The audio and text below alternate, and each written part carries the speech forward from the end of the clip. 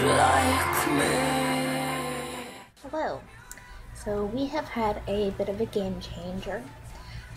The other day I started having this really strong taste of blood in my mouth. I found several red dots on my tongue that resemble petechia, which are small capillary bleeds under the skin. It's also very unusual for the petechia to bleed because it's an under the skin kind of deal. So we contacted my doctor and let him know, and he ordered several very obscure blood tests, very detailed, and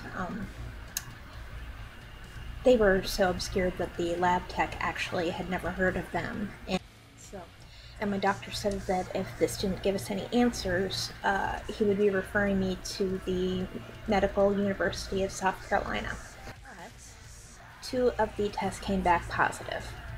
I'm not sure what the first one was. I don't know what it is. All I know is that it was positive. The other one was the C-reactive protein. Apparently mine was through the roof, very high, very elevated. And the CRP that is related to inflammation.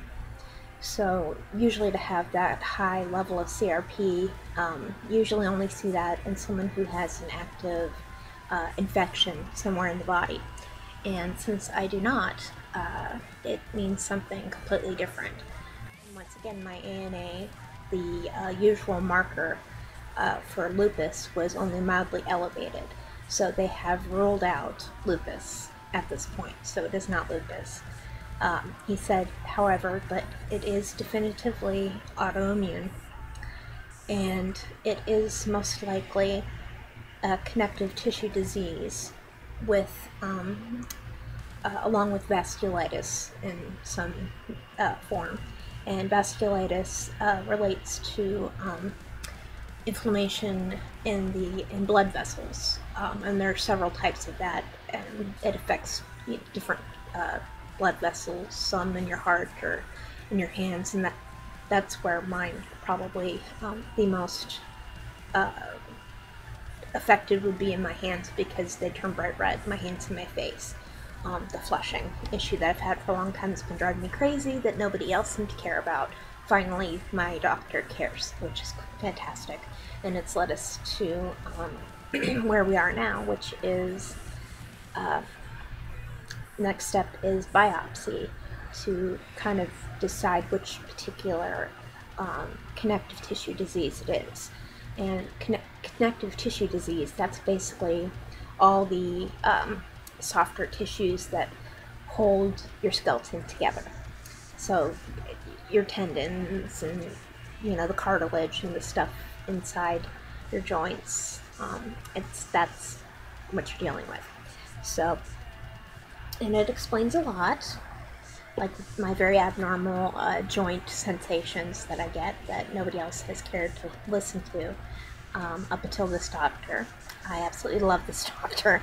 He actually listens, and it's why we're getting to where we are at this point.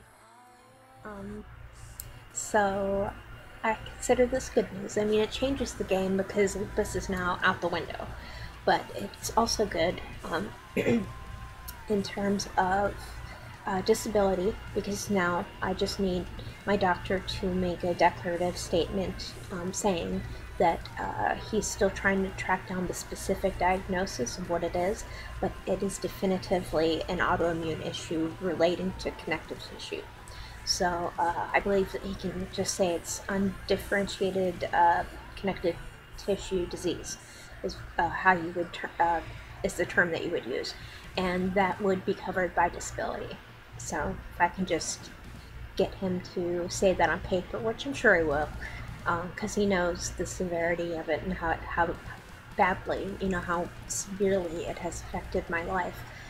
So I do think he'd be willing to do that, so that I can go ahead and get my appeal started.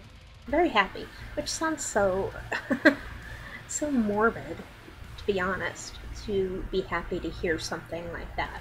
But I've known since I was a teenager that there was something really wrong with my body. I knew that I experienced things that other people don't experience, and I had sensations that are just not normal. And I knew that, and I've known it a long time. And it's just taken this long to get people to believe me.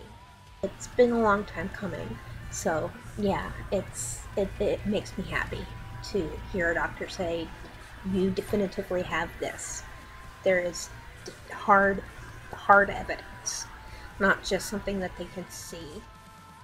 It's not just something that they see, like my skin reaction to sunlight. You know, they could see it, but they could say, oh, that's from sunlight, but, you know, again, that was just from observation. Nobody did a biopsy.